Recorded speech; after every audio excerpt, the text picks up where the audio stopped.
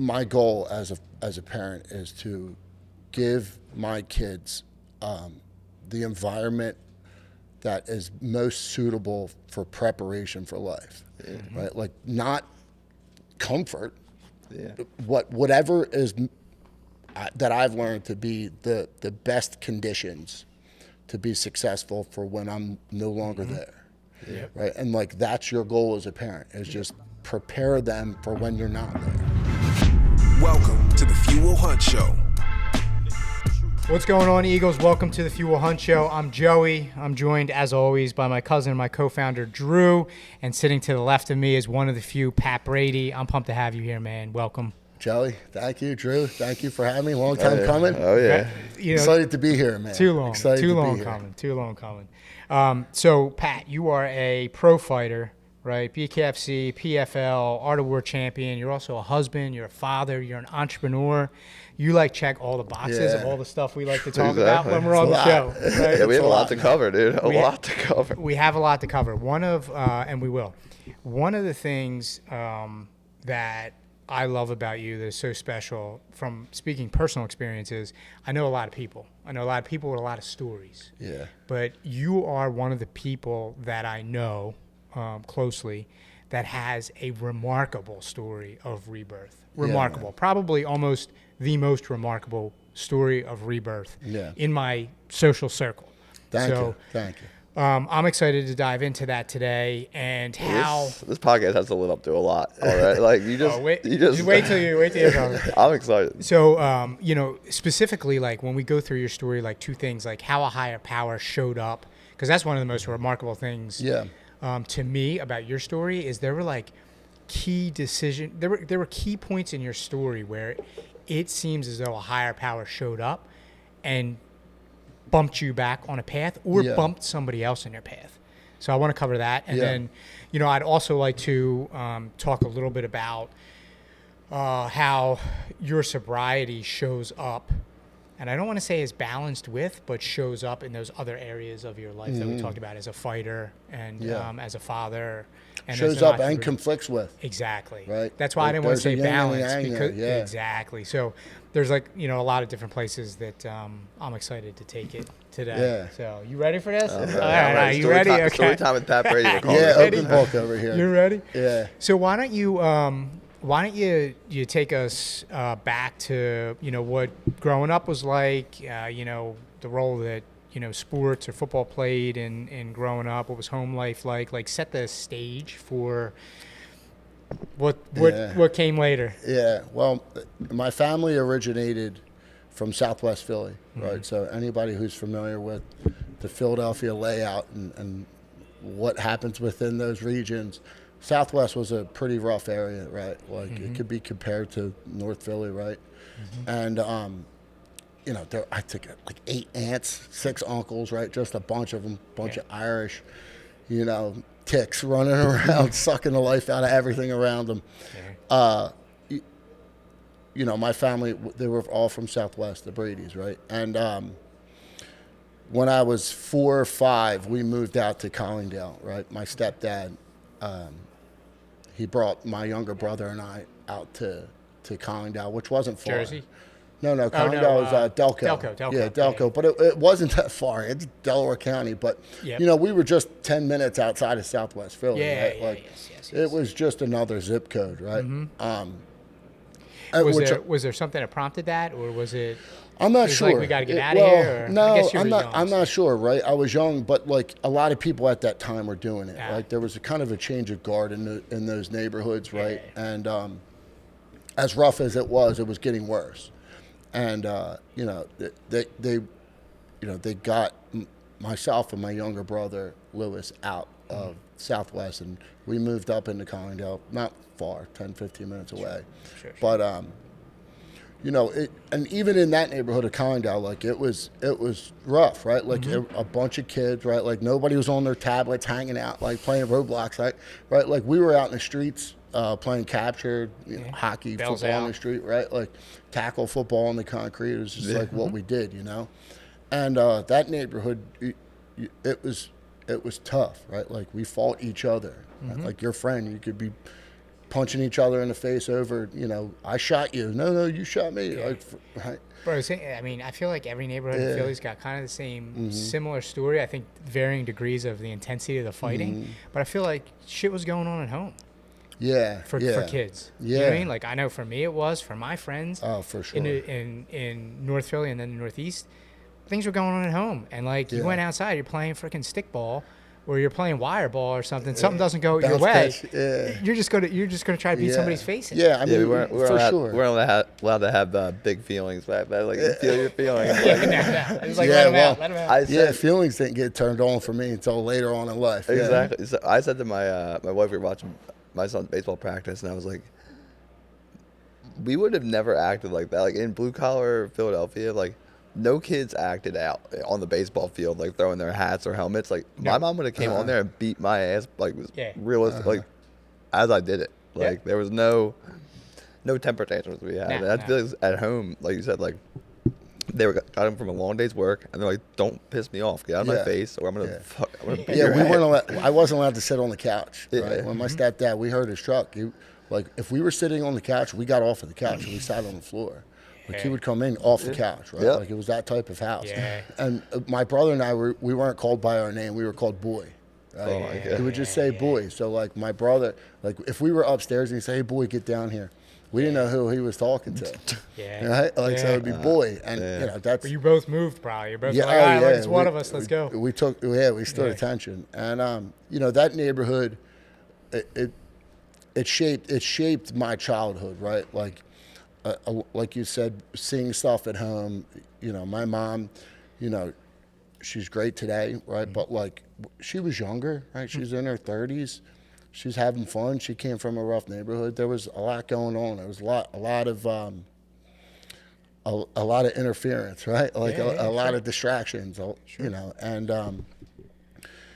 I was a step kid, right? And it wasn't I wasn't the only step kid. My mom had a son previous to me, my older brother Rob, but he lived with his father in Jersey, in South Jersey. Okay. Coincidentally, where I live now, right, Washington Township. My brother grew up in Washington Township. One of the reasons why we moved where we did, because he lives there now still. And I was trying to make that Jersey connection. I kind of crossed the line. Well, my wife is from Moorestown as well, so we kind of found a middle ground between Delaware County and Moorestown. So we landed in a good spot. But that childhood definitely was shaping, right, my mindset, your belief system, my belief system at a young age, and I wasn't really aware of it.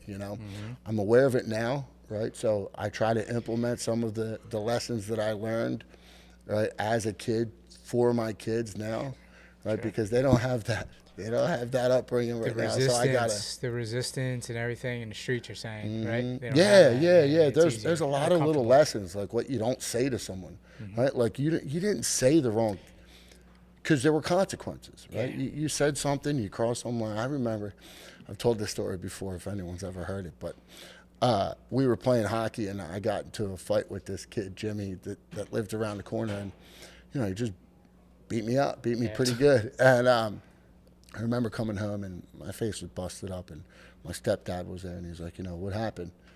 And I said, Jimmy got me. We were playing hockey, said something or did something, and he got me. He said, but like, what happened? I said, well, it was the skates, right? But Jimmy was older than me, like 3-4 years older than me at the time. That was a lot. Yeah. And he said, well, you think you would have beat him if you didn't have the skates on? I said, yeah. He said, all right, well, let's go. Put your shoes on. So we walk around that corner. Hey, that's Jimmy and Pat got into it. Pat thinks he would have done all right without the skates. So Jimmy beat the shit out of me again. But that was the mindset, right? That was how things were done. And that's a Bowen story if I've ever heard one. Like a Bowen, like my dad and his brothers, my grandfather. That's a Bowen story if I ever heard one. That's how, like, that does not exist today for the youth. No, but I try to recreate that with my kids now, like I was saying, with the lessons that I had learned, right? Trying to look at them for what they were and find the positives in them. Sure. And then I try to implement them in my sons and say, like, hey, look, these are things that you're going to encounter. These are things to do and not to do. Yeah. That's my ongoing battle internally. Is like how my son doesn't have the childhood trauma. Like he doesn't come home to his mom and dad arguing at the top of their lungs. Like, how am I going to make him physically strong or resilient? He's in jiu-jitsu, but it's still facilitated. Like, so like, I mean, I try and implement things like ice bath, ice sauna, ice like bath. he's practicing, you got him in competition, and that's if you're talking about facilitating, there's much less facilitation in competition. Yeah, that's like, all we can do is just facilitate. We can't act like there's no there isn't no, but like it's hard to get that real life experience to. Well, look, for me, right. So I have 3 sons, and we just had a daughter, right. So my 13-year-old, 10-year-old, and then we have a 3-year-old who's about to turn 4 next month. For me, it's conversations, just like we're having right now, right? Like, there's the recreation of the lesson as far as like learning how to persevere, like in martial arts, right? You're in a bad position in jiu-jitsu, like you either quit or you get out of it, right? So like there's that mental hurdle that we're trying to like recreate with martial arts. But then like there's the conversation of just talking to them, like we are right now. It's literal, like not man to man, but right? But it's a very, it doesn't, we don't, there's no hard, you're not in trouble. It's just a pure conversation, if that makes sense. Let's talk through this. And I never had that, right, in that environment. Like my mom wasn't sitting down talking to me about perseverance or like, how to overcome or anything like that. Like I didn't have that. For me, I had to put my hand on the fire. Right? Like if it said hot, I had to touch it. Hand to stove, man. Yeah. So for kids, Drew, it's an ongoing battle, and it's you want to. My goal as a parent is to give my kids the environment that is most suitable for preparation for life, right? Like not comfort. Whatever is that I've learned to be the best conditions to be successful for when I'm no longer there, right? And like that's your goal as a parent is just prepare them for when you're not there. So it's a hard line because like, hey dad, a new computer screen or a new bike or whatever it is, right? Like that new thing. It's like, you want to give it to them, like, and there are times when you do. Right? Just because, hey, they're a good kid, right? They deserve nice new things. You also got, we all do, coming from, blue collar, middle class homes. You got that in your past saying like, okay, now I can afford. When my daughter asks, she can receive. I can afford to do this, but you're right. It's that balance of watching it and saying like, okay, it can't be. Because what happens is it makes them more comfortable than they are capable. And then that's an issue for when you're going, when I'm going, when you're going.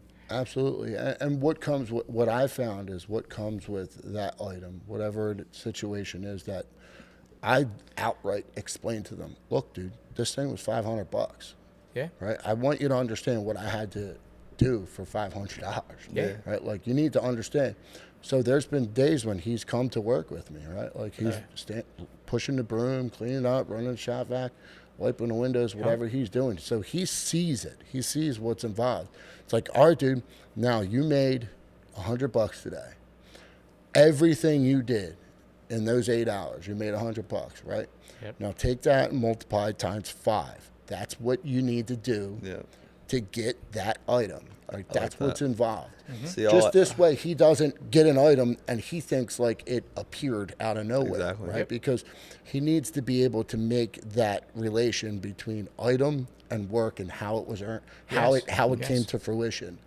So for me, it's more conversations like that than it is like, him doing a push-up with me, like with a belt over his back. You know what I mean? Like, I have a parenting so Parker has been playing, my 8-year-old's been playing a lot of Fortnite, and I don't know, like if you're familiar, but they have the skins on this. That's like it's like an ongoing consumerism culture built into the game. Roblox is the same. And he freaking sees it every time he logs on, and he's like, Dad, I get this skin. And I'm like, all right, like you get the skin. So I buy him like the first one, and he asks for another one. And he's like, "Can I get this skin?" Like, Parker, you just need to just like get something every time you want it. Like, like he understands like the hard work and stuff, but I'm like, you don't just get it because it's there. So I run 5 miles, and he's like 5 miles right now. It's like it's like 8 o'clock, 9 o'clock at night. Gets on the treadmill, runs 5 miles. Like, Good for him. He just like, and I don't know. Like, I just keep setting the bar. He won another one. He had to do Murph. Like, and I'm like, bro, like, that's the way to do it. like he just like will do anything. Like I keep setting the bar high because I'm like, all right, you want to keep buying more, but like you gotta, the bar gets higher. But I mean, I don't know if I'm like creating drama. Like, you know what I mean? Like, listen, I'm not, whether you're right or wrong, I don't know. I saw the. How could you be wrong? Yeah. Well, I mean, what are you doing wrong? Exactly. I saw that. I got I can't take credit for the hack because from our boy Joe DeSena, the founder of a Spartan Race. He said his kid wanted an Xbox, so he made him like rope climb machine for like 8 hours. Like he's like rope climb like 1,000 meters. Or something. Like, I mean, I like your look at it. Like, look, like I can't tell you if you're right or wrong, but I can tell you you're kind of like on the right track. Like that's the thing. Like you don't know the outcome, but you know that the path is the right one. Yeah, you know I mean, what I mean? Look, who knows what's going to happen, right? Like you have no idea what your kids are going to encounter. He could still be a shithead too, and you're not there, right? Like the only thing that you can do is know that your intention is in the right place and that you're aware, right? Sure. Like I use that word aware because like there was a time in my life that like I was totally unaware of like self-awareness, oblivious of your belief system, of the consequences of your decisions, of you probably go on all and of on. it, all of it. I feel like all of us are that way. Yeah. And then some of us, the consequences that we have of our decisions are much greater than others. Yeah, there's an entire, group of people. I don't know how else to use a word to explain, but there are millions of people out there who are just existing, looking through their eyes, having zero clue what it is that their goal or purpose or intentions or ramifications or anything. They're just doing, right? They don't care. Just like an ant building an anthill, right? Yep. Like they're just existing, right? And I was there, right? Like I know what that looks like. I'm not a huge Napoleon Hill fan, but Napoleon Hill calls them drifters. Like people that are just drifting through like the rhythm of life, like building that anthill, you know what I mean? And not understanding how the purpose behind what they're doing and how what they're doing affects others, essentially. Yeah. You know what I mean? So we took a really valuable tangent there into which I wanted to take into fatherhood. Let's bring it back a little bit. So when we opened the show, I said, look, pro fighter, art of war champion, father, husband, successful entrepreneur. I'm giving you all these accolades that you've earned. Many people think when they hear accolades like that you've kind of had it all together since day one. They think that maybe you don't have a plate in your face. Maybe you didn't break your back. Maybe you didn't. You weren't in, active addiction. Maybe you weren't screws in my ankle. Name it. Right? They think that like, oh, well, this guy has made the right decisions and been so self-aware from the beginning to gain all this momentum to propel him to this place. When most of the time, I make the argument, most of the time, it's actually the opposite. Yeah, it has to be the opposite. Like there's that yin and yang. There is no other way. Right? There's no other path. To be that squared away, you got to be out of square. Like correct for a while. You know what I mean? You got to be out of square to be that squared away. Like a sword was once just a slab of metal, right? Yeah. Like it has to be forged and it has to be like beaten into form. And so let's bring it back, right? Let's steer back to the neighborhood. We were talking about the lessons, what to say, what not to say. For me, when I was growing up, it was how to read people. Like that's how I learned how to understand and read people, because I didn't want to get my ass beat in the neighborhood because I wasn't super tough.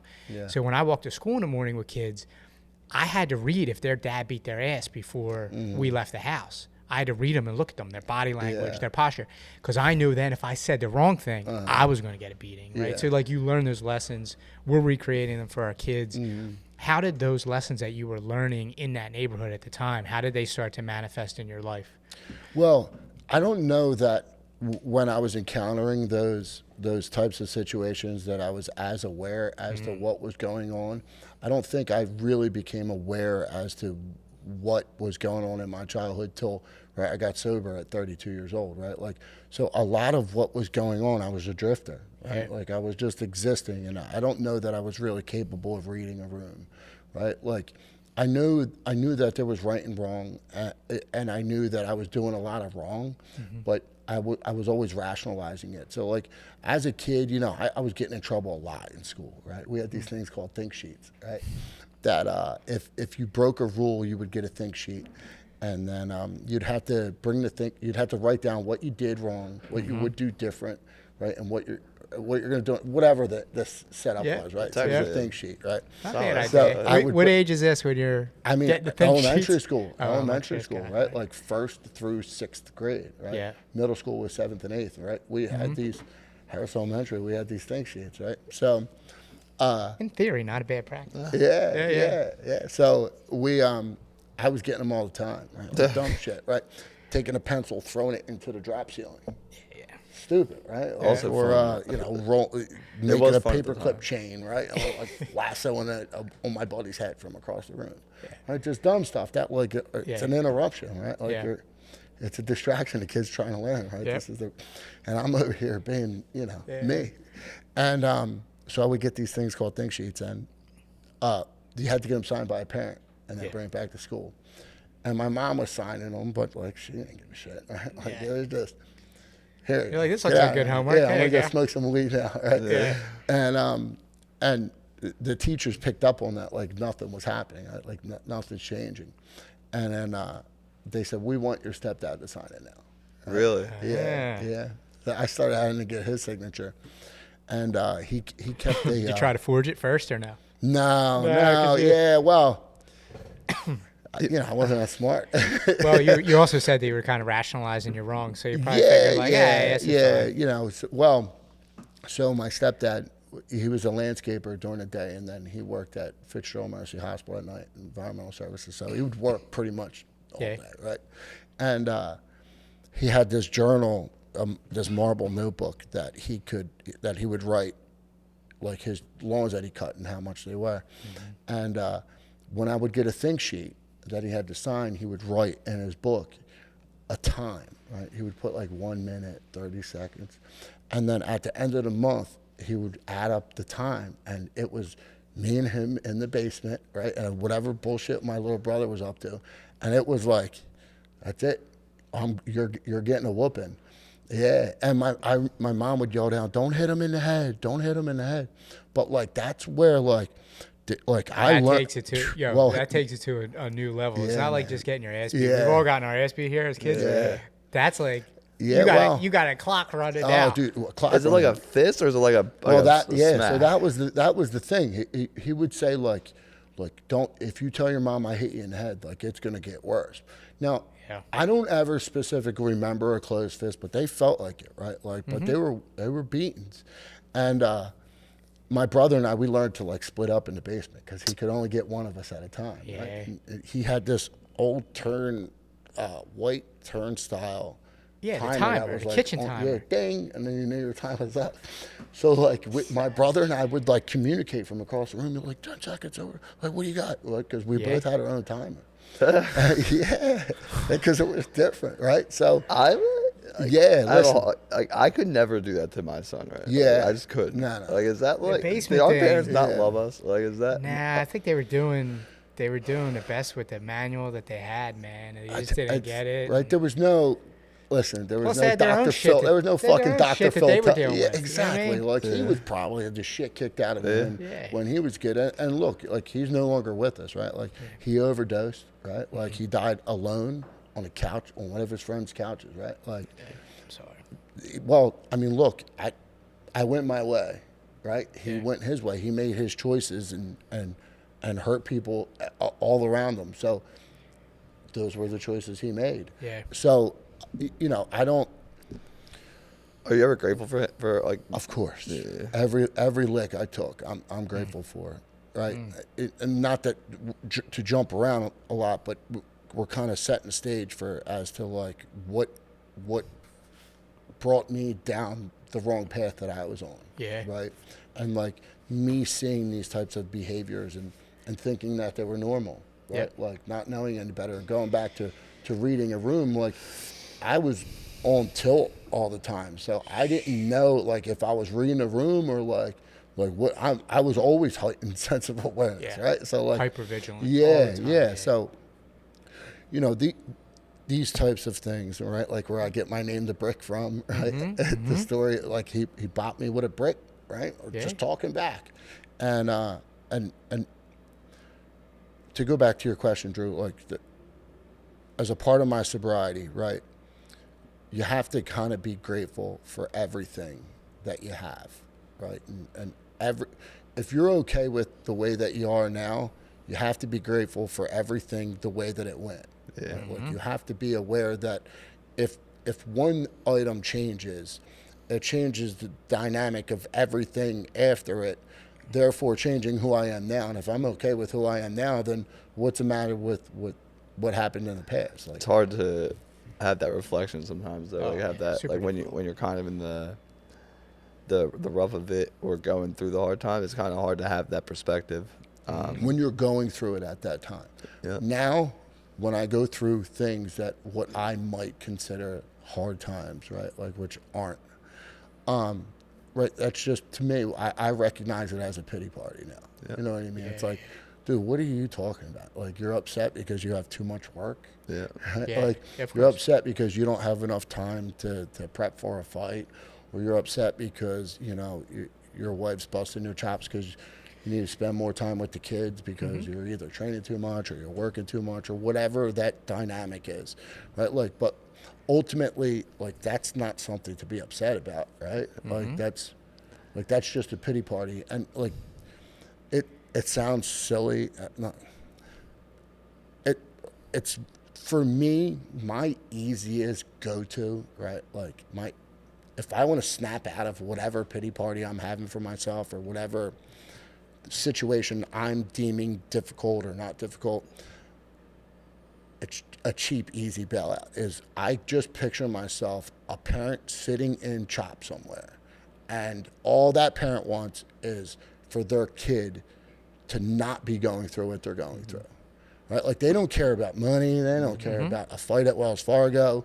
They don't care about anything. Only thing they care about is getting their kid healthy and getting their kid out of that bed. So it's like, if I can just take whatever it is I'm going through, put myself there and go, well, you're not there. So whatever it is you're going through isn't that bad, right? That practice right there for me has been like, That's great. it just instantly, you snap right out of it. Yep. It's fun. Yeah. I mean, I was that parent You were. for like 2 weeks. Yeah. Like, Whew, I didn't know that. At that moment, like for those 2 weeks, I would have gladly taken my problems from the day for any amount. You know what I mean? Like any amount. Yep. Yeah. Yep. Yeah. We're running around here a little bit. No, that's perfect. Yeah. That's perfect. That's Well, perfect. I want to know how you go from shithead kid to like entrepreneur, business owner. Yeah. Fighter. Like, what comes first? Yeah. Like fighter, Well- business. Like, Yeah, so look, in high school, I mentioned I played football, right? Like, I played football for Collingdale as a kid. A lot of football, right? Football for me was the one consistent thing in my life, right? Like, and I think a lot of that was attributed to the coaches that were on that team, right? Like, or the teams that I came up through, right? They made sure that I got to the games, right? Like, there were times when they were like, I slept over a coach's house the night before to make sure that I was there, the uniform was clean. did you start right? playing freshman year? So I'm talking about weight football as a young kid, right? Like, Okay. young, like, weighted football, like 70 pounders, 80 pounders. really? I played 8 years of football before I even, Was that your stepdad grade. getting you into that? No, that was kids in my neighborhood. Maybe one kid played, and then I went out there, and then that was football was just it. I walked myself to practice. I learned how to put my own. You had to pay for uniform that, on. though, like that, right? Those clubs. Again, the coaches were there for me. They were like, okay. Yeah. It was. Look, maybe that couldn't- was my saving grace, right? From Like, what I know about your stepdad, they're probably like, I'm not paying for that shit. Like, there were other things that were more important, right? Yeah. Like, I don't 100% remember exactly, but maybe early on they had to, right? But then, like, at a certain point, I remember being a kid standing at the registration, and one of the coaches came over to the lady that I was talking to at registration and saying like, no, we got this one, don't worry about this one. And I remember that, right? I would just assume that happened over more often than That's not. awesome. Right? You were there by yourself at the registration? Oh yeah. That's Yeah. great. I mean, look, this was something that, right? I learned how to put the pads in. My mom didn't know football. Yeah. Right? I learned how to put the pads in. I learned how to adjust the strap on the helmet, which was a pain in the ass, on again, off again, right? I learned how to boil my mouthpiece. Yeah. Right? I got a scar right here on my hand because I was hungry and I opened up I went to weigh-ins, right? We weighed in, and then my game wasn't for like another hour and a half. And I ran home because I was so hungry because I had to make weight that I opened a can of chili, and I couldn't get it off, and I like grabbing on the can, and I sliced my hand wide open. So I go back after scarfing down this can of chili, and I go back to the coach, and the coach is lightheaded, loss of blood. Yeah, the coach is looking at my finger, and he's like, get some tape. Right? Taped it up, and I played that game where like a taped up bloody finger. And like, it's not a normal looking scar. Yeah. Yeah. Well, that's how you can remember. But to answer your question, like football, right? Now, football in high school, I got a DUI my junior year in high school, right? Yeah. And, the football coach was my homeschool instructor because the DUI, I crashed. I was like a mess. I couldn't go to school. Bad DUI. Yeah. And they, I had to get homeschooled. And that teacher was one of my football coaches, and he gave me straight A's that market period, right? Like, and God's honest truth, without those straight A's, like, I don't know that I would have gotten through that year. Yeah. Right? Like, I was just all over the place. Yeah. And then, my next year, I was just skating by the skin of my teeth. Were you back in school that next year? Yeah, Okay. yeah. That was 2003 at Academy Park, yeah. I feel like you've been with us. You've been with Fuel Hunt since damn near the beginning. Yeah, feels so like it. you know that we're a community. When we have guests on the show, when the few come on the show, and they find like that like North Star, that thing that they can be consistent with, that kind of like begins to like pull them out or towards what they're meant to be. There's always a community aspect to it. Like it's never like, oh, hey, and listen, I did it on my own. There's always people that were there, a community to support them. You know what I mean? And that's what I'm hearing here with you, with your coaches. Yeah. And it sounds like not just in the beginning, but like through like a good part of the journey. Yeah, you know what? It's funny you say that because I've never thought about that, right? Yeah. Like, I've kind of always looked at it as like it was something that I was doing and I had some help along the way. But I never thought about it as like a cumulative community, right? Like it was this coach and then this coach and then this coach. I mean, that's why we're so passionate about it here. We've experienced it. We've heard it enough, and that's why I think our default was when we saw a problem, we were like, okay, well, we got to build a community. Yeah. Because we're going to need that like force multiplier to help everybody, and then eventually change the world, which sounds crazy, but kind of starting. Yeah, why not? Is right, Did you? I'm just curious about the straight A's. Did you like deserve the straight A's, or like did he give like was homeschooling like a game changer for you, and you were just like? Well, not really. I mean, no, I didn't deserve straight A's, but he was my football coach, and he kind of saw the writing on the wall, right? Like he came to my house and was like, let's get this kid through, right? Now the following year, right, like. It's not that I got straight A's again, but like I kind of like, okay, here's a little bump I need. There was right? a curve. Like, Sure. Yeah, right. Sure. So now like I can, like if I don't fail the classes, I can graduate. And essentially that's what it became. It's like, don't fail. Yeah. But it was a struggle, right? We bounced around a lot, right? At that point, my stepdad had left. So I was bouncing around a little bit with my mom, staying here a little bit, staying there a little bit. And if you can imagine like a kid in high school, bouncing around with him and his mom. Demanding times for yeah. And I'd taken a job working where my stepdad had worked at the hospital, at Fitzgerald Hospital. Yeah. Right? And I was doing third shift. Right? Oh. Dude, I was sleeping in closets. Yeah. I was doing third shift, and I would go to school. I had to be at school at 7:22. And then get done at 3:15 or whatever, and then if it was football season, I would go to football practice, go home, try to sleep a couple hours, right? Yep. And then I had to be in the hospital at 11, right? So I would go in at 11. Maybe I had 10 different job tasks: clean this floor, collect these trash cans, buff this floor, whatever it was. I would hurry up, try to get it done, and then try to find a closet to go sleep in for a little bit, right? Just and that at that time is what I needed, right? Because I was getting at the time $13 an hour is a lot of money to a high school That is kid. a lot of money. Yeah. And You're rich in high school. yeah, and look, I was able to, buy a car. Yeah. At the time, it was like prepaid minutes on the cell phone. Yeah, Oh Remember my that, God. right? Prepaid Yeah. card. Yeah, so I could buy like this little voice stream, which is now T-Mobile, right? Yeah. I could buy a prepaid mobile card, and I had a cell phone. It was cool, right? But like that kind of started to, right? Like that coupled with my stepdad making us cut lawns when we were kids, like go cut this lawn, and like we didn't get paid either. Yeah. But like go cut this grass, and that's kind of where like my work ethic. I started to get results from working, right? Like I started to see the relationship between work and results. And kind of like freedom, because Yeah. the more efficiently you buff the floor, collect the trash cans, swept the floor, The you faster were I got to free go sleep. to sleep in the closet, which is what you needed. So you start to see that tie Oh, yeah. between work, Oh, yeah. work and freedom. Oh yeah, Yeah.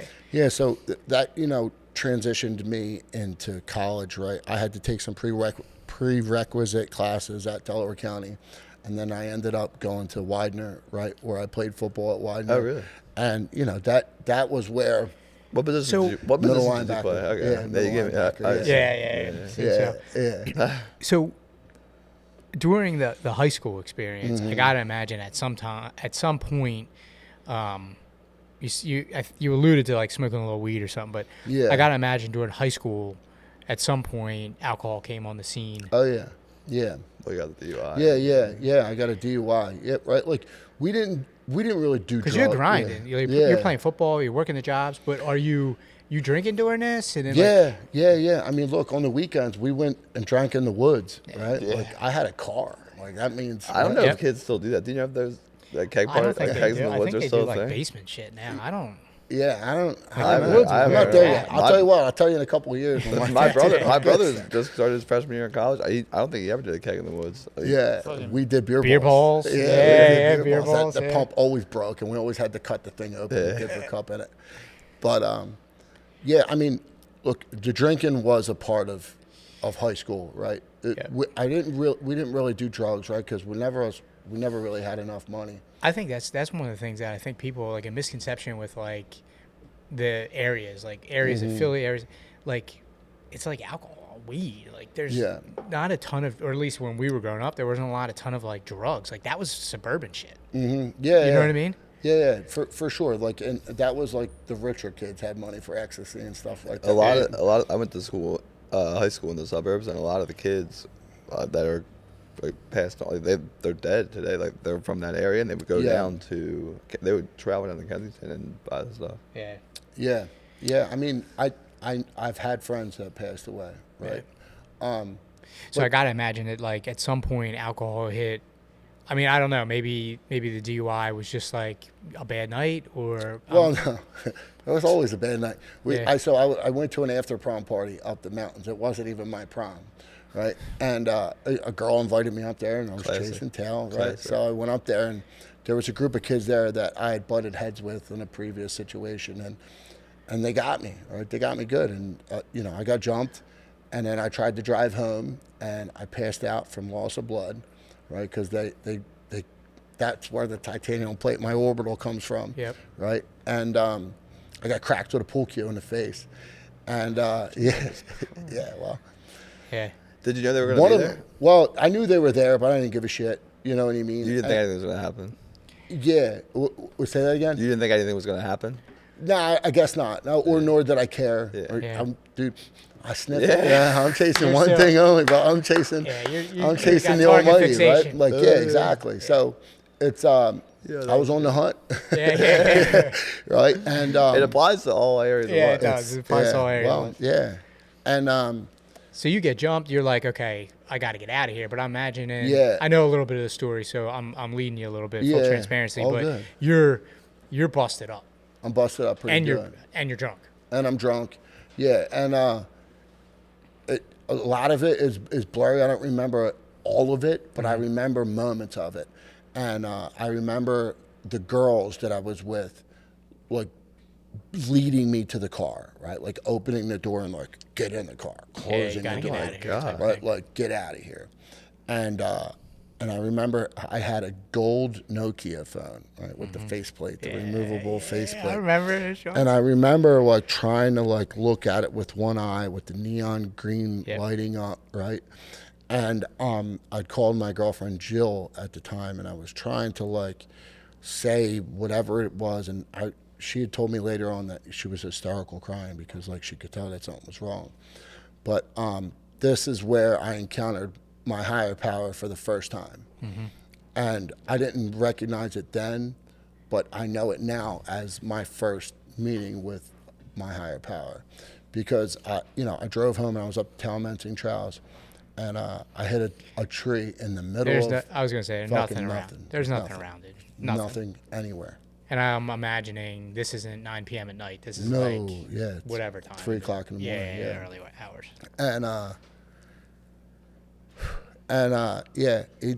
A park ranger is driving down the street for no reason that night, right? For no reason. He's in an area, just drive, right? And he sees me crash on the side of the road, hit a tree, and pulls over. And he explained it to me as I was walking around the car, dragging my ankle, just walking around the car, dragging my ankle. I don't know what the hell I was trying to do. But, sat me down, and they called an ambulance, and the ambulance took a while to get to me.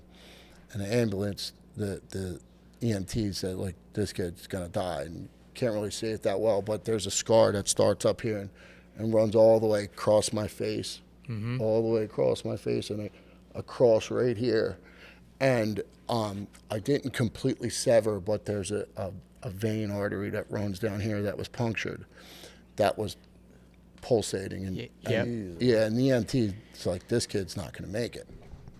And because you're not, I mean, up there, you need like trauma center. Yeah. There isn't really one around there. No, so they drove me to a field, and the helicopter came and picked me up in the field and took me to St. Luke's Trauma Center, and in Bethlehem. Or you're like, it's a ways. Like, you wouldn't have survived the ride. No, I was 18. I just turned 18, right? So I was 18 my junior year in high school, and they took me to Bethlehem, where they lost me twice in the helicopter and once on a trauma table from loss of blood.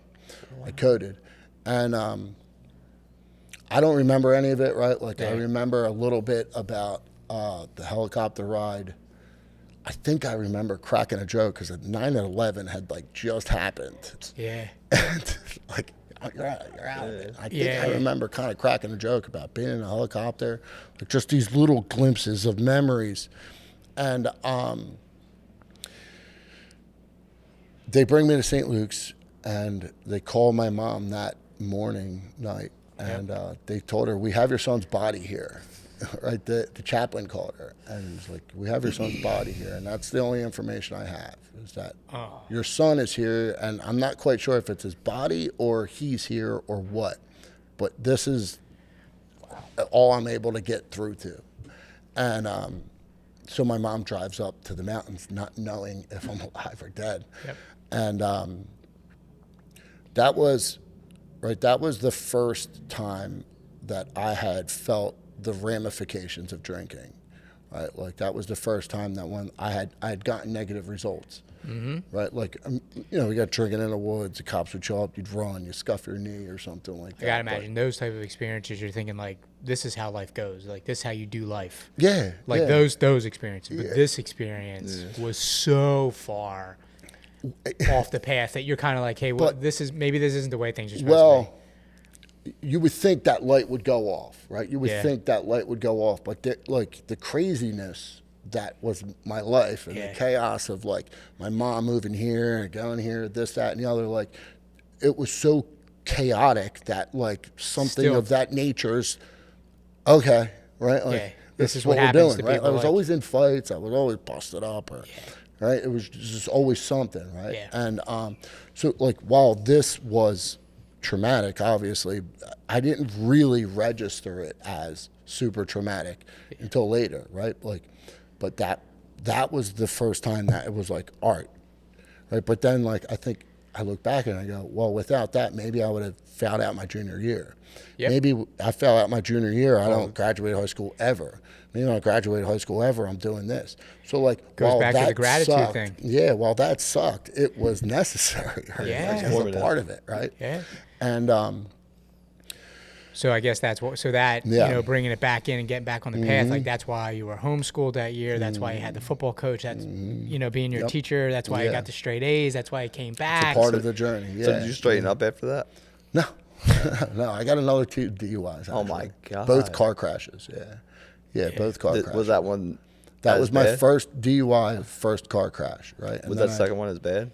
The second one was I fell asleep on the Atlantic City Expressway driving home from the shore. And crashed into the back of a minivan, which had a lady and her 2 kids in it, right? She did one of these, hit the median. Are they good? Crashed out. Yeah, everybody was okay. It was kind of like one of those wobbles, but it could have been worse, right? It could have been a lot worse. And, how old are you then? That was 2006, 2006, right? So I was in college at that point. And then I got another one in 2007. Coming home from a graduation party, a college graduation party, where I hit a telephone pole and my buddy went through the windshield. Don't they lock you up at some point? Oh yeah, okay. yeah. Oh yeah. The jail's a part of the story. For sure. Oh yeah. Dude, if you believe it, we got even started. If you believe it, we got more to cover. So we are going to have to gloss over something. No. And look, we could gloss over a lot, right? Like but I got to when you got in there. So we're hearing about ramifications. Like it's an interesting word you chose earlier. You said results. Yeah. You know what I mean? And that's a really interesting way. You hear consequences, ramifications, the fallout. You hear all these things. You use the word results, which is a really interesting word to use. But and I think I know why you would use that word. But it sounds like when you got to college, maybe things. You had that curve where like you got straight A's junior year, senior year, you were hitting the curve, like you straightened out a little bit, but it sounds like when you got to college, maybe things like accelerated a bit in the negative direction. Oh yeah. Well, because that's what happens in college. Like you come into college with like a little something. Yeah. There are opportunities for you to pour gasoline on that. Correct. And good or bad. Gasoline just happened to be a little white powdery substance that, you know, would was ultimately the fuel to the fire that just jetted rocket me fuel. straight to literally, straight to rehab. Yeah. Right? Like, and that's. My wife and I have talked about this a lot, man. Like, college is such an interesting concept. Like, kids that are 18 years old, like fresh to the world, have lived under their parents' care for the past 18 years, get sent away to go do whatever they want with no supervision. Yeah. Like, it sounds like a recipe for disaster. Yeah. Think about it. It makes you think that like some countries have the better idea is that like you have to serve your country. Yes. Before, right? Like after high school, you serve your country, do a little stint in the military. Yeah. Yes. Right? Like to me, that kind of makes sense. It right? does make like sense. it goes against a lot of our constitutional values, right? Yeah. But at the end of the day, like I get why that is in place, right? And I don't know that you can necessarily be both as free of a country as we are, while simultaneously forcing people to be indoctrinated into the military. So like you can't have both of those, but I get it. Yeah, I get it. Right. So you found a powder, or the powder found you, however it happened. Yeah. And then you're playing football, right? Yeah. You're holding your tenure there. I mean, you got to be passing. I'm getting through by the skin of my teeth, right? And then and ultimately it blew up in my face, and you know I was right on the cusp of finishing, but I made other things more important. And it's like, did you finish? Did I ever go back? And then it was like I did my student teaching. Right. And then like everything was like, again, like even with high school, like you're right on the doorstep. So it's like if I go back and I really look at my college career, I'm sure I could look through it and say like, yeah, I finished. Right? Like I'm sure I had the credits. Yeah. But like, did I ever go and do the walk and do the ceremony? No, I had made everything else more important. Right.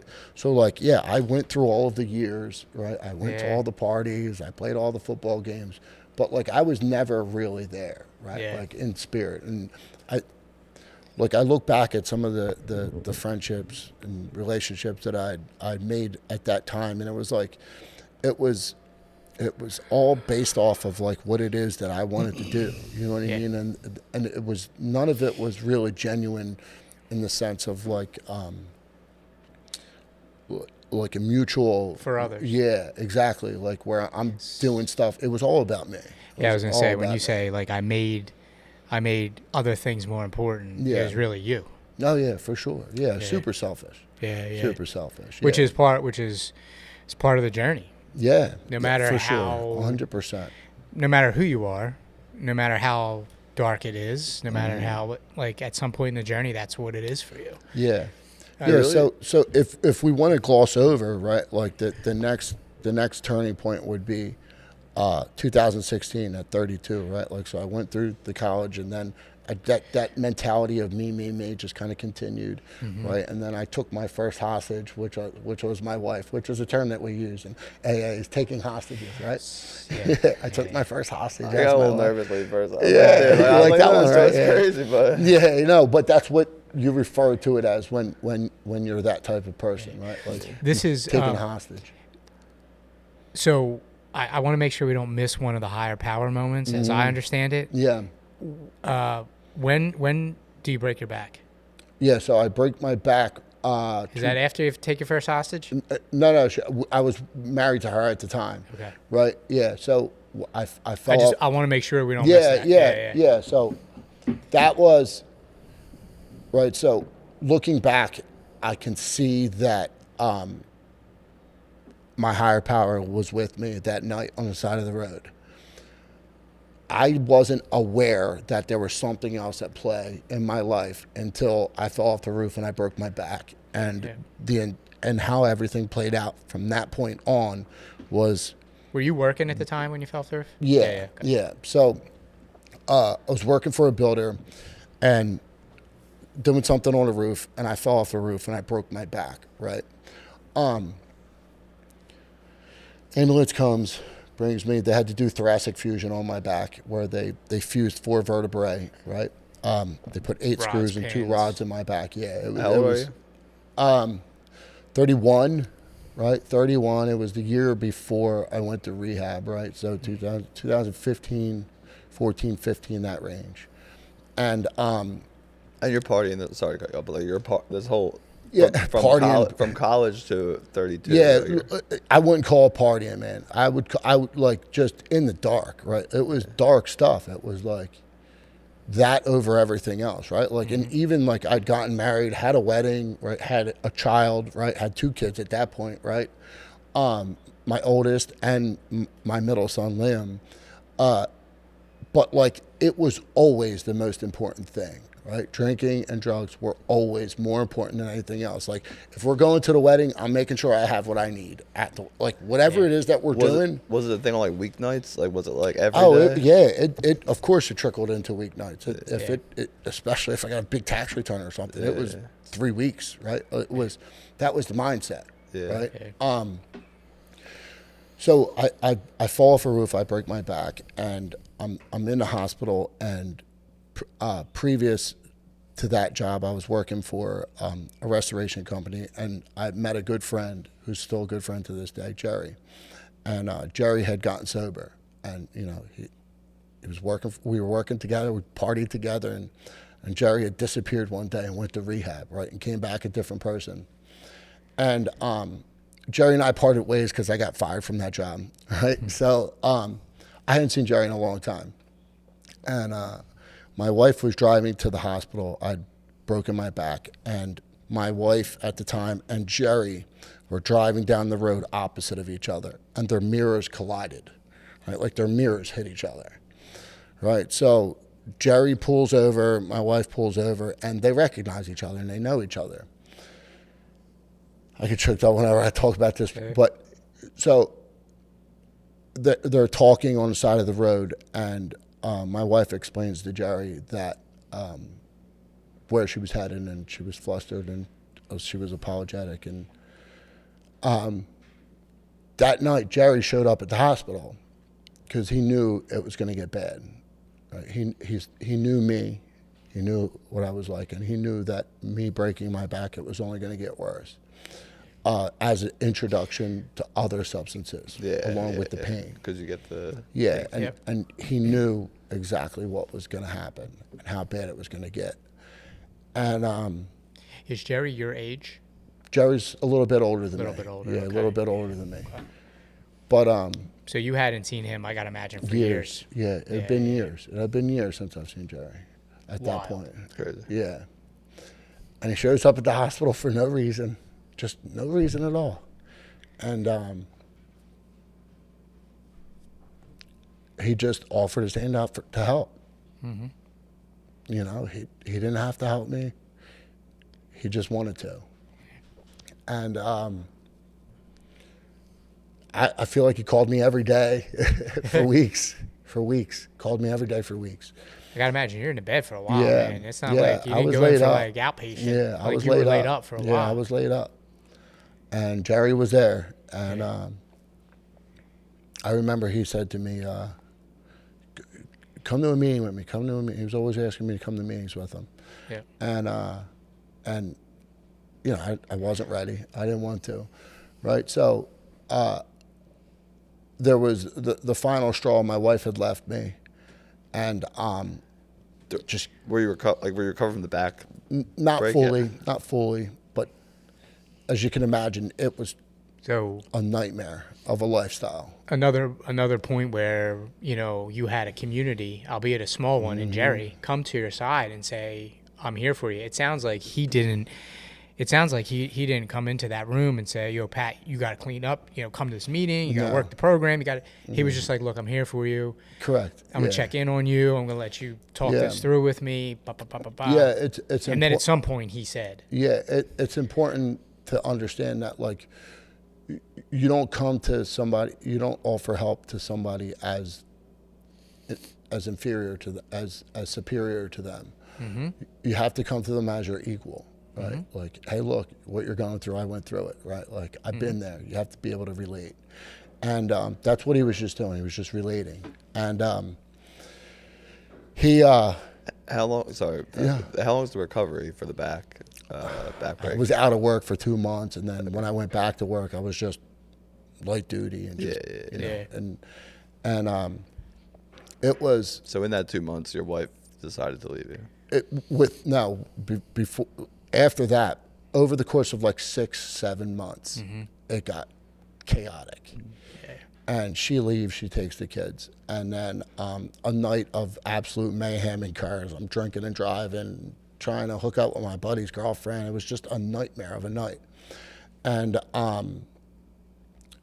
it ended with the cops, me face down on the floor. The cops kicking me, 2 cops, and they all knew me. 2 Norwood cops. Brady, wake up. And what's up? He's like, you were telling your wife that you were going to kill yourself last night. You're texting her, telling her you're going to kill yourself. You know, we're here to make sure you're not dead. Are you going to kill yourself? And I just had like this moment of clarity. I just remember thinking that like all of my lies were out, right? Like just done lying. Whatever lies that I had on the tip of my tongue, I was just over it. And I just said, no, I just wanted attention, right? And I just remember just coming to that next morning and just thinking that like, enough was enough. You know, it was just enough. And I called Jerry, and I was like, Jerry, I think I'm ready for that meeting. He's like, yeah, we're past that meeting, probably. You're going to rehab, you know. And he showed up at my house and took me to Walmart, and we got a bag of T-shirts and socks and boxers, and we put together a go bag, and he dropped me off at rehab. Mm-hmm. And we talk about that, the moment of like to being, what was the word you used, a wanderer, what was the Drifter. word? Drifter. Up until rehab, drifter. Yeah. Right. After that, it was like a totally life-changing, turn the light on moment where it was an aha moment, right? And I remember being there thinking like, this is exactly where I'm supposed to be. And I remember that feeling of like why Jerry and my wife collided mirrors. Like, what was that? Like, why? Like, what was at play there? And we said in rehab, we said the Our Father. Right now, I had said the Our Father 1,000 times before football games, after football games, a million times. I've said it. I know it. I've said it, right? But I've never heard it. I just remember being in rehab, hearing it, and like every word relating to every part of it, and just like being like overcome with emotion, and that was like okay, there's something bigger than me here, right? There's something more at play here, and a part of sobriety and AA is knowing that you're not in charge.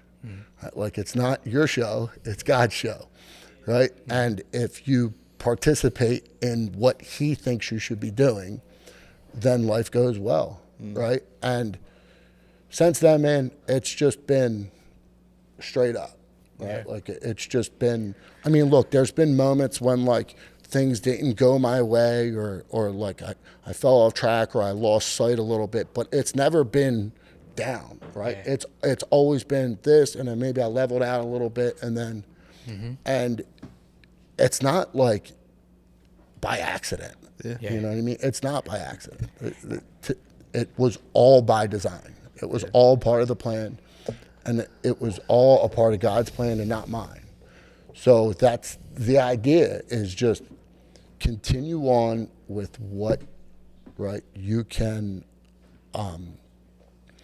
understand as being a part of my higher power's plan, and just keep doing that, man. Yeah.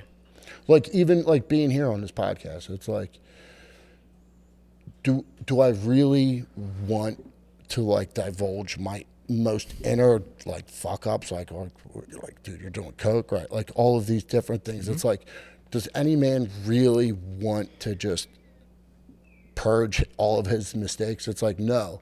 But I know for sure, right? Like, someone's probably going to hear this. Somebody's probably going through something. And maybe that's that little piece of something that they needed to hear, to think that like, okay, I can totally relate to what he's saying about being in the dark. And maybe they're in a dark place at this very moment listening to this.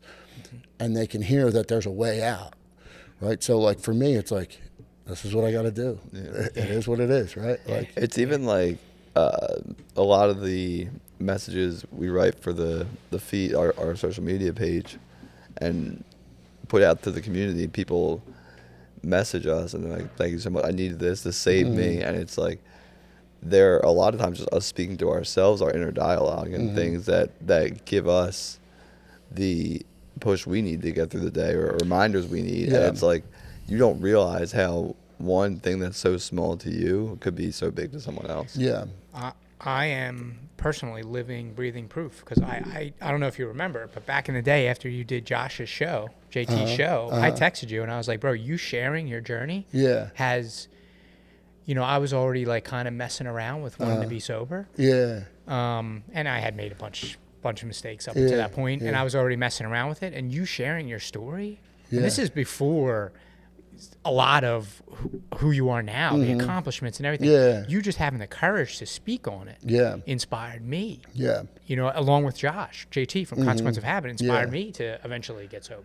You know what I mean? I know. So I mean, that's kind of like a part of it, right? Like, and ultimately, like, it's awkward to say it, but it's true, right? Like, it's kind of selfish in nature, right? Like, I have to do this in order for my life to be good. So it's like, these are the steps that I have to take in order for my life to be good. And it's like, are you only doing them for your life to be good, or are you motivated by, like you said, you got somebody who commented and it made you feel good, and you needed it to, whatever it is that you were going through or doing at that time, you took that little bit of fuel to get over that hump. And it's like, am I only doing it because I need the fuel to get over the hump, or to push, or to make my life better? And it's like, sometimes you toe this line where you think about like, oh, am I just ultimately being selfish because this is what I want? But you can't serve others unless you serve self, and it's a very hard thing to come to grips with. Yeah. But we say it all the time. You can't pour from an empty cup. Like that's a better analogy. But like you cannot serve others unless you are at first minimally self-serving. You have to do the things that fill your cup so that you can pour in other people. Yeah. Well, and it's like they coexist, right? Like the pouring to other people is the self. Like it is. It's like this circle of like I have to do this in order to get this, in order to be this way. Yep. And then it's like it's a feeding circle, and it's like I've noticed that if I can hone in on what my intentions are, right? Like find out like, okay, why are you doing this? Exactly. Like, what are your intentions here? Like, are they pure? Are they good intentions, or are they is it for your ego, right? Like what are you serving here? And I found that like as long as I can hone in on my intentions, which if I can trace it back to my higher power and finding out, right, like, okay, this is why I'm doing this, then I'm good, right? Like whatever it is that I'm doing, right, I can rationalize, I can find out what it is that I'm doing and why I'm doing it. And it even helps with like the path of what I'm doing, right? Like, okay, you're doing this for this reason. Now it clears up a lot of the yeah, exactly. That's what I was looking for, clarity. You said the magic word intention, and then the other magic word is clarity. It's the same thing. Like I'm sure there's times where maybe you got to go to a meeting and you got to say, hey, I can't hang with the kids. I got to go to a meeting. Or I got to go train. I can't be with the kids right now. But you know that you're not going to the meeting or you're not going to training just to feed your own ego or your own accomplishment. You're going there so that you can fill your cup. The cup, you make such an important point that like serving others in itself fills your cup. But I feel like there's a line on that cup, and like there's pouring into yourself is the only way to cross that like one line on the cup. You know, because otherwise if you're just serving others, you will eventually you'll burn out. And it's I tussle with the fighting and the MMA, and I tussle back and forth with that one because it's like there's a lot of what's in there that feeds my ego, right? A lot of that stuff is self-serving. And it's like you want to get your hand raised because you want the praise, right? Like, and then you'll manipulate yourself, and you'll tell yourself like, oh, well, you're doing this so that you can, be an inspiration to other people.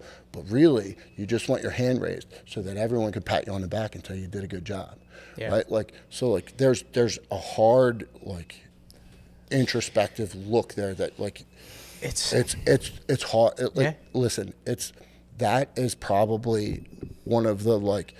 The hardest things for me to be able to navigate is like, when is this about me, and when is this about making a better version of me for me to be that better version for my family.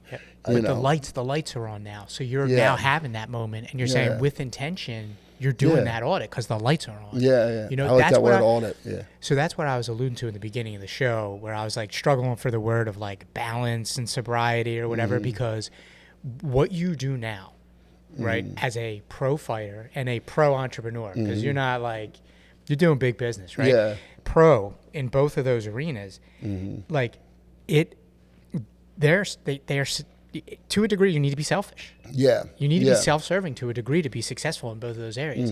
And like sobriety's got to come first.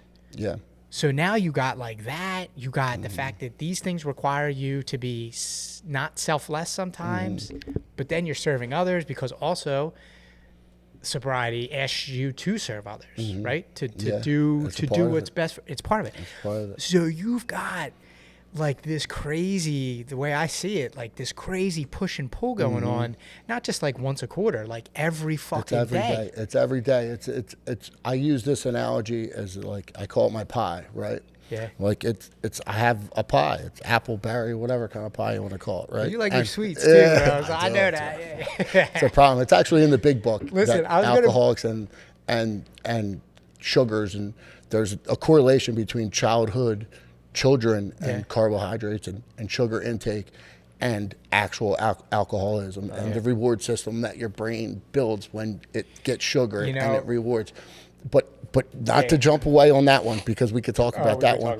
But back to the pie is I look at my pie and I have to give it away, right? Like at the end of the day, when I put my head down at night, it's all gone, right? Like that's my day. This is my time. These are my hours. I have to give the pie away to something. And it's constantly going out as the clock ticks. Yeah. And if I'm giving it to this person's not getting it, right? If I'm giving it to that, this isn't getting it, because there's only so much of it. You can't say yes to everything. Or are you eating all the pie? Yeah. Like, well, that's, you know what I mean? That's where the line, okay, why am I training? Why am I doing this? What am I trying to accomplish here? What are my intentions? And it's like, I'm at this place right now in my life where, I was undecided if I was really going to talk about this, but like I'm at this place right now in my life where I have to make a hard decision, right? Like I'm 41 years old, right? And I'm a professional fighter and I'm fighting at the highest level, right? And, I just fought at Wells Fargo Center for bare knuckle boxing, right? In front of the largest crowd ever assembled in Philadelphia for history of combat sports history. There's never been a larger combat sports history audience ever in Philadelphia. And I fought a guy who was on a 4-fight win streak, 4 straight finishes, right? And I finished him in under a minute, right? But the amount of sacrifice that took, right? After it was all said and done, and I can go back and I can look at that, right? And audit both literally and metaphorically, even financially. You look at it and you're like, how much did I not make here because I was here? And what did I do? Like, where struggled and what quality slacked here because of this cost this? And it's like, and I broke my hand. And what are the effects of that moving forward with this, that, and the other? And I look back at it and I go, okay, I did it. Right, like that was like this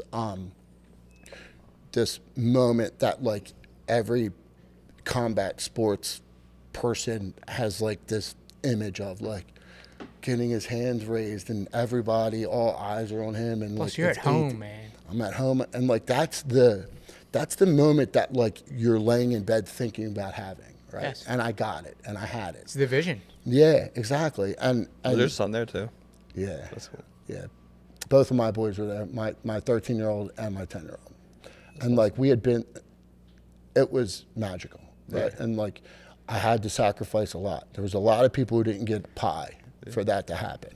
For a while. For weeks, right? Like it was. Our friend Aaron Hines, he said like a podcast or something years ago that I heard that I've always thought about. It's like you can't say yes. When you say yes to one thing, you say no to something else. Correct. Yeah. And I love how you broke down the thought of like, why am I ask why to everything, and it's every single thought or action we have can be broken down into like a subatomic particle of like, is this selfish, is this not, is this philanthropic, like, you know what I mean? Like there's everything can be peeled down to a more simple form of like actually deciding why you're doing something, and I think that's something I've been thinking a lot. Like, why do we do anything as a society, as a culture? Like, why? Is it to get my dick wet? Am I thinking about pussy? Like, am I thinking about that new object? Am I thinking about someone saying good job? What am I thinking about? This is what I've come to realize, that I feel my absolute best. Not when I'm riding a jet ski, not when I'm getting my hand raised. I feel the largest amount of dopamine when someone says, thank you, you saved my life. There's nothing that can compare to that. And when I sponsor guys and I help them go through the steps, and when I get to see the change that I got given to me, nothing feels better than that. Nothing. So it's like when I'm, like you had said, sobriety's got to come number one. And when I encounter these situations where I have to give pie to things other than that, and I know that makes me feel the best, but I'm still doing this, it makes you think like, well, why? Yeah. Right. Like a lot of it comes down to ego, right? A lot of it was like, I want to notch that belt right? And I want to, for my children to be able to see that their dad did this and he was this and now he's this. That's cool. Right? So like that before and after photo, I have it. Yeah. Right? Like it's there. Right, Here it is. like I said in the beginning, it's a full rebirth. Correct. And I'm not here to like canonize you, man. Yeah, like make you a saint or anything. Yeah, You know what I'm saying? no like doubt. I'm sure you still, like we all do, got stuff to work on. Of course, yeah. But I make mistakes. 100%. It's a full rebirth. Yeah. Dude, it's like you burnt down to ashes and Yeah. came back. Yeah. And look, like You've also got to be thinking about your entrepreneurial side too. Like, damn, if I wasn't doing this shit, I could probably have Well, that's what you're saying, like- yeah, business. well, that's exactly like I have these plans for my business, right? Renovations by Brady, right? Like we do kitchens, bathrooms, basements, additions, right? Like, but it's like I don't want to swing a hammer forever, right? Yeah. Like, so eventually I have to like Yes. okay, I have to put into play the steps that I need to take to Systems and the correct yes, in order to set myself up for a better future. Now look, I'm okay with what I have now, right? Like I'm grateful, like I'm good, right? But like you should be striving for better, right? Yeah, You should be for sure. striving for excellence, right? So what my point is that this pie that's going out, I'm at this stage right now where it's like I'm 41, right? And the toll that that fighting and everything is taken on my body, on the things around me, on what I can give energy to, right? My son's 13, my oldest son's 13, right? Like he's going to require more attention. I'm not saying I didn't give him any attention previously, but I just mean like I have to kind of bring him in a little bit closer at this point because, right? And I don't mean like closer as in like strangle him. I mean closer as in like just pay more attention, right? And I noticed with this fight is that I couldn't pay attention, right? My 10-year-old said like he started doing jiu-jitsu and Muay Thai. He's like, Dad, when are you going to come to my practices? Yeah. Right? Because I was going to my practices. Dad, you go to yours. What about mine? So I've made the decision that after this next fight, I'm going to retire. Yeah. Really? I'm going to hang it up.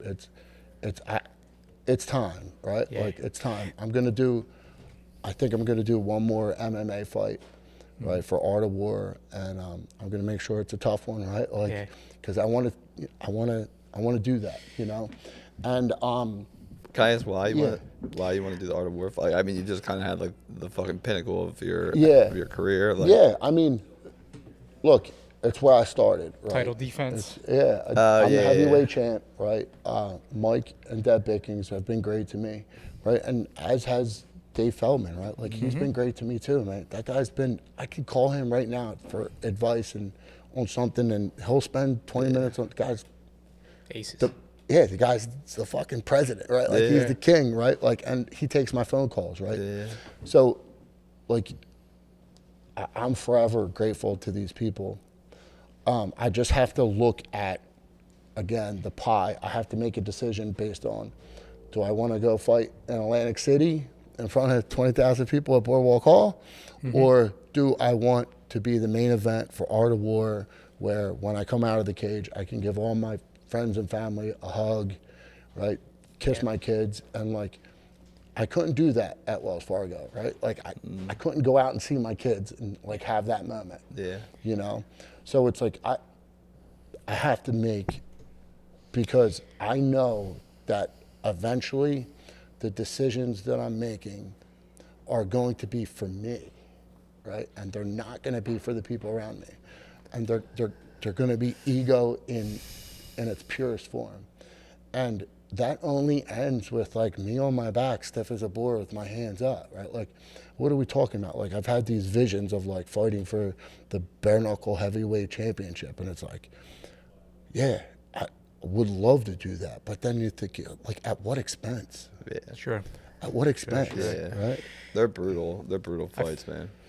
Can I do it? Yeah. I'm fucking confident that if I went, burn the ships, Yeah, you gotta lock in. burn them. Yeah. That's it. Fuck everyone. I'm going to be the bare knuckle heavyweight champion. I could do it, 100%, sure of it. If I said burn the ships, I want to make it to the UFC. I want to be the oldest guy ever signed to the UFC. I'll have it done by the time I'm 43. I bet you I could fucking do it, right? If I burnt the ships, but at what expense? Do you want to not be a dad? What am I getting in return for that? Like, I'm doing this. What's the return? Guys, one off-topic ROI, question. right? Return on investment. Yeah. Like, what am I doing here? One off-topic question is like, what does your body feel like? Like, Body literally hurts, man. football since you were 8 years Yeah. old. I know because I played 75 pounders, so that's probably where it started. Like, and then like football, literally through college, like all those practices, all those games, and then you've been training MMA and jiu-jitsu for how long? Since Like 2018. you gotta feel. My body hurts, man. And you broke all these Plus, you got rods, pins, plates. Like you're kitted up. And I'm not flexible either. You're kitted up. One Kitted up. I'm just one stiff ball of muscle, and that plays into the decision, right? That return on investment and that pie that's going out. It's like, what am I getting? What am I doing here, right? Like what? Like, am I going to beat my body into a point where I won't be able to like play with my kids? Yeah. You know what I mean? Yeah. Like It's. You ever have a shoe fly pie?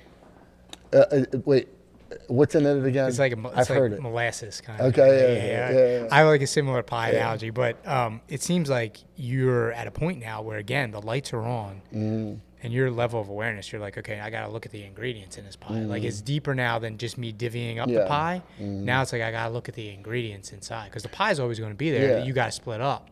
Yeah. But now you're looking at the ingredients and you're saying, okay, look, like at this point the story's been written. Yeah. You know what I mean? When it comes to fighting, and that ingredient is going to be taken out for Yeah, now. my you know what I mean? intentions early on were to like do something I've never done, right? Yeah. Like we did a boxing match for recovery to help people get into recovery houses, right? We raised money, and then that turned into an MMA match, and then I lost my first amateur fight, and well, now I got to win one, right? Yeah. And then it was like, okay, well now I win. Now I got to go pro, right? So I was just like moving the bar forward just one notch. It was never like UFC or bust. It was always just one more notch, and then it was like, all right, get another win, and then one more notch. And my intentions were always like that next notch. It was never like. It was never this grand stage. That's so interesting. But then I got there, and now it's like, oh shit, I'm about to walk out in front of 18,000 people. Yep. It's like that little just next notch turned into this. And now I have to like stop myself, look back and go, okay, what's next? Because I keep moving these notches and like they get pricier and pricier. Like they cost more and more pie.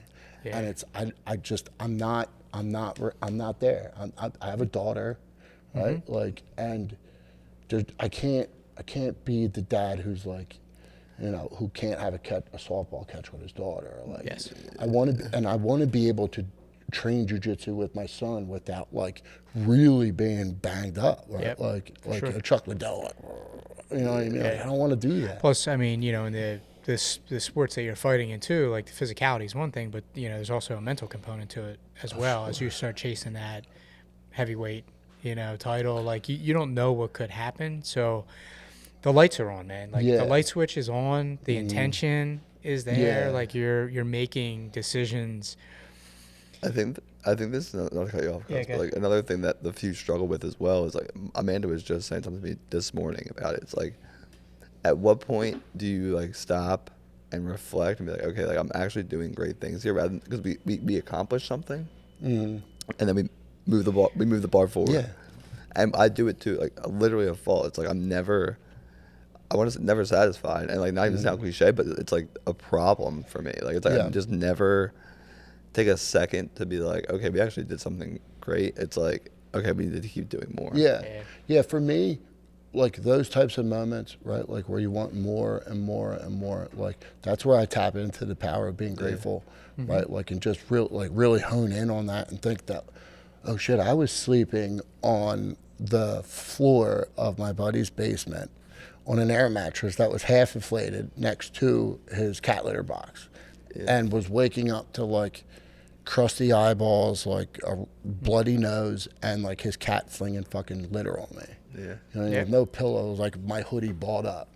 And now it's like I'm upset because I have to apply for a variance for my addition that I want to build on my house. It's like whoa, pump the brakes here. Yeah. Like, what are you upset about again? Like, I don't know if this is our driven entrepreneurial or like, even fighters are entrepreneurs, right? Like, is it because I know for me personally, I never feel safe.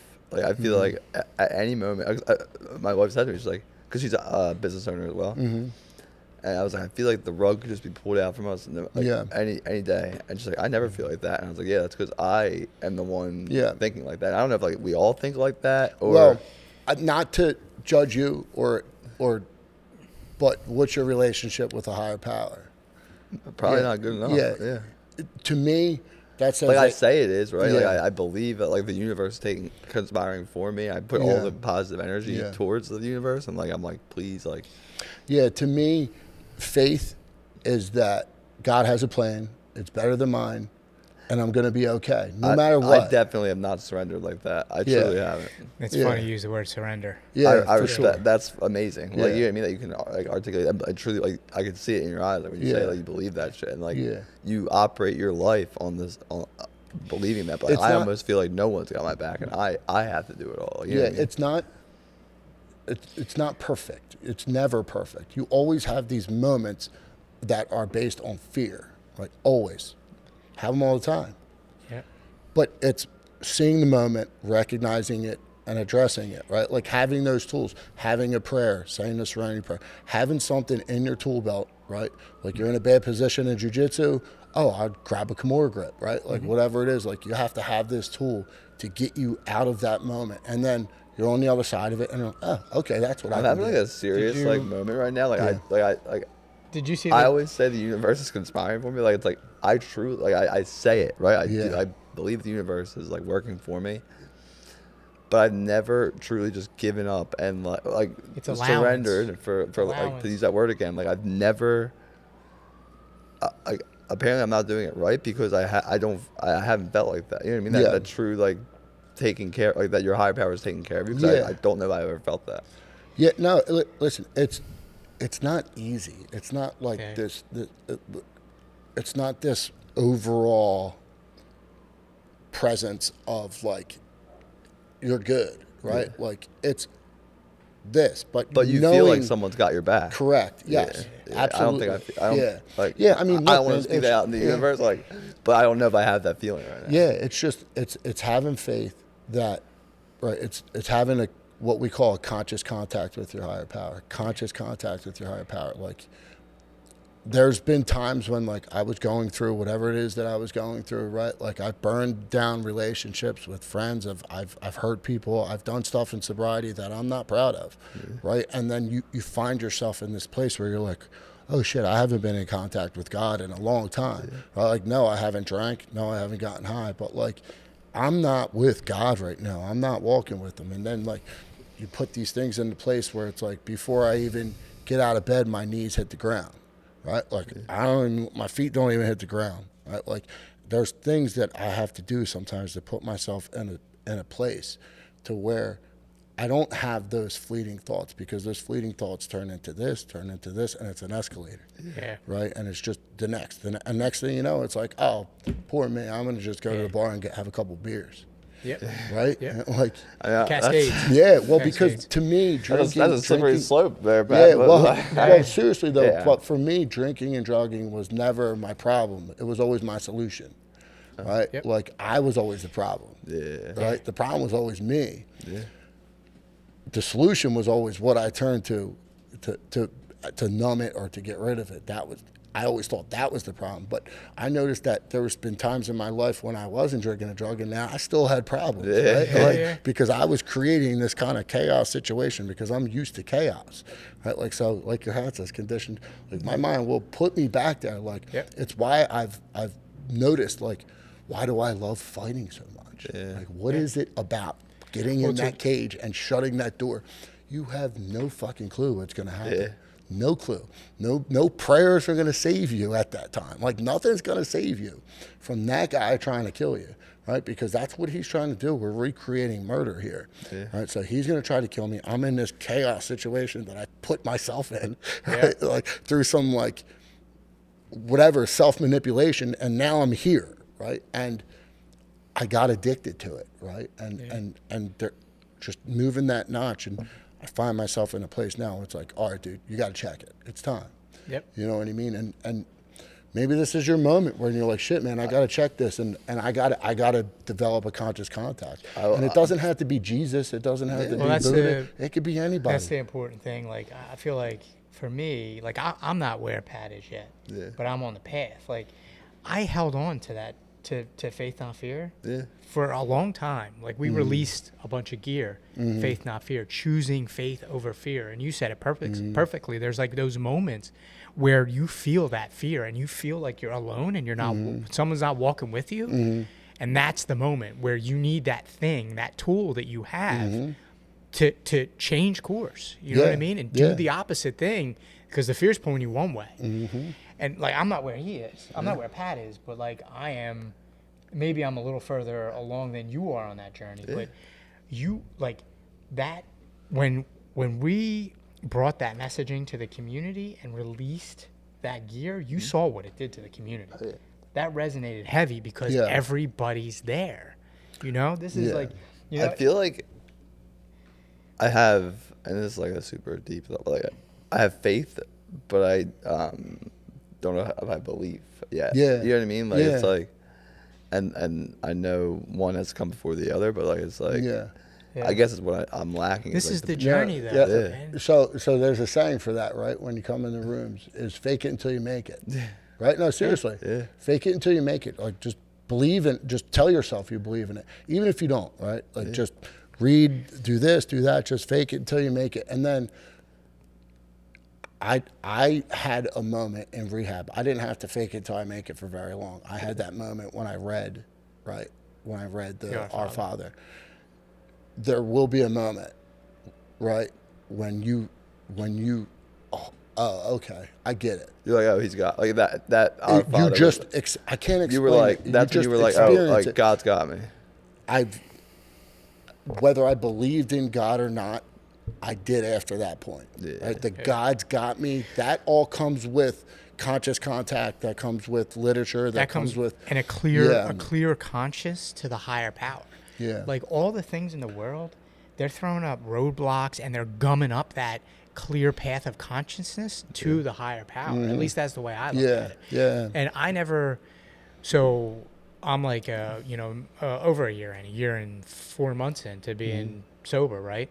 I never worked a program. I went to a couple of meetings, but I never worked a program or anything.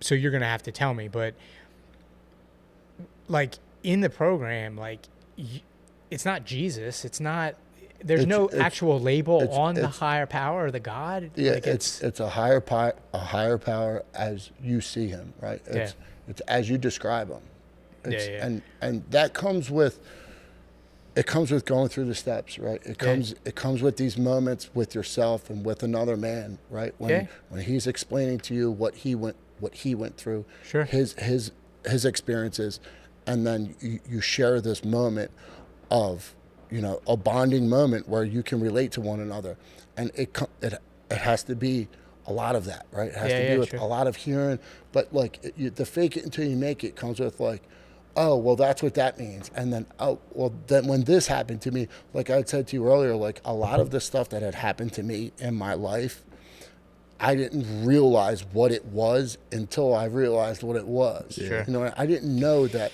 this was this or that was that until, okay, now that makes sense. The fake it till you make it's been bastardized too, where like almost to the point where like people start to think like it doesn't require work. Yeah, it's like do the work until you make it. Really, it's never ending work. It's never ending work. So like, fake it till you make education without a graduation. And that's what I will say. Like I do the work. I like meditate. Like speak to the universe. Like gratitude. Like we pray before every meal at my house. Like it's like literally, it's there. The work is there. It's like that feeling of trust. Time. That the trust is where I'm lacking. I'm finding. But this is.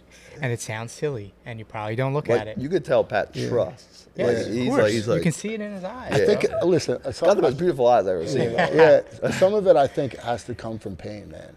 Like I don't know how much pain you've been through, right? Like I don't know. What's that? There's apparently I don't know. What pain is comparative. Pain is relative to the eye of the beholder, right? Yeah. If when you've been through as much literal pain as I have, like, and then you come out the other side of it, clarity, working something that wasn't what you worked, you have no other choice but to believe. There's no other choice. It's like, oh, well, that wasn't me. Yeah. Because if it was me, I would have been pent up in my basement, peeking out the window, like, you know, wearing a bloody wife beater, right? Like, that's me, right? This is God. Yeah. It's so interesting too, because perspective is my superpower. Like, I've been through some shit, and like everything I've been through, I make it my superpower. And I'm like, this is why I am the way I am today. And it's like, I thought I had been through, and I like listen to stories like you and other people on the show, and I'm like, damn, like I haven't been through anything. It's like, going back, you hit the nail on the head with trust, right? And like when you think about trust, we say it all the time in business and life, it's the hardest thing to build. This is no different. And like I don't know if you look at it, but like that little Trello card I made for our L10 thing, the book of proof, that's why I made that.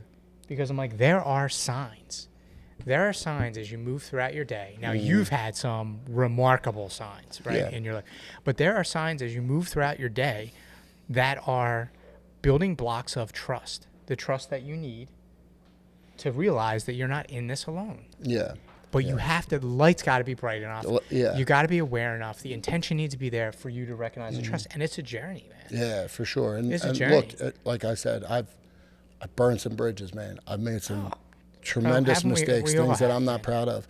And the only thing you can do is brush yourself off, look at it, understand what it was and what happened, and move on. You know what I mean? And move on and understand that you aren't the person that made that mistake. You know what I mean? You're not who you're not. You know what I mean? So for sure. Look, man, I think that your lights are on, brother. You know what I mean? Lights are on. Just stay the course. Stay the course. I was ready for this, my spiritual awakening. Listen, in the beginning of the show, I said what I said. Talk to you. You ever go to Kairos? You went to Kairos when you were in high school? No. It's like a retreat, and like only like you sign up for it, and you go like to like the retreat, like a Catholic retreat house, and like you have like 3 nights. It's like, I forget, someone will have to comment, but it's like fear, like, and you get in the groups, and you have a cry night, and then you're like another night. It's like on the cry night, they like, you don't know this, but leading up to it, they've been sourcing letters from everyone in your life, like your family, I couldn't make it through that, man. Jeez. And they like light candles.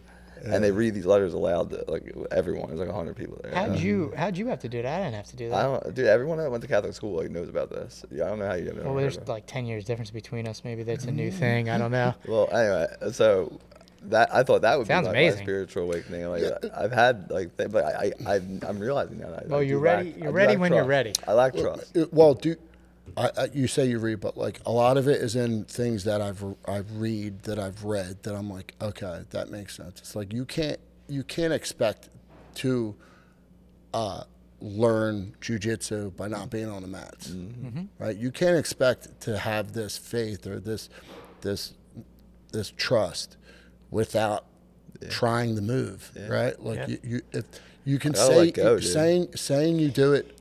It's allowance. I mean, that's the way I look at it. It's allowing. It's I gotta release. I find that in my meditation sometimes too. Like some I do guided, sometimes I do not guided. And like they said, like don't like push it away or like throw it away. Like allow it to. Yeah, for me, I like saying it doesn't matter. It doesn't really matter, right? Like it doesn't really. None of it really matters, right? Like at the end of the day, I know that I'm going to be okay, right? So whatever bullshit that I encounter doesn't matter. I'll be good. Yep. 100%. Boys, this was good. Yeah, I was not ready for our Pat Brady I tried podcast to warn you. The Listen, fucking most spiritual. I told you when I started the show, man. That's why I set it up there, because I knew. knew. You did not say, get ready for your spiritual awakening. Like, Well, that was not in the prep notes for the Pat Brady show. Listen, hold on. I know a lot, but I don't know everything, so I can't tell you when that awakening's going to come, but I'm glad it came, brother. Yeah. I'm glad it came. And like I said, look, I'm not looking for any type of praise, man. I'm not perfect. I made a lot of mistakes. I made mistakes in sobriety. I make mistakes. I'll make a mistake today, right? Like, but it's important to just know that that's a mistake. Fix it and move on. Would Mrs. Brady say otherwise? She said you don't make any mistakes. All right. Well, do you have a lightning round today? I don't think we could do. No, You don't have. We don't even need to do a lightning round today. geez. That was lightning. Yeah. Why don't you Why don't you tell the community where to find you, where to find Renovations by Brady, and then maybe what's coming next? Like, I appreciate the fact that you were unsure if you were going to talk about retirement, and you brought that to the show today. So I appreciate that, brother. But why don't you? What's next? Where can they find you? All that good stuff. Yeah, so my company is called Renovations by Brady. Website's renovationsbybrady.com. Right, my Instagram handle is Heavyweight Brady, HEVWEIGHT Brady. Okay. Right. Yeah, I mean, you know, I go on my Instagram. It's great to talk to people and stuff like that. But yeah, I mean, I have this fight coming up. As of right now, we're looking at June 14th as a tentative date for Valley Forge Casino for Art of War. I'm going to defend my heavyweight title. And yeah, man, like I said, I was unsure. I've been toying with the idea, and, you know, I've talked to my wife about it, and, you know, I've talked to Chris and Kyle about it. Yeah.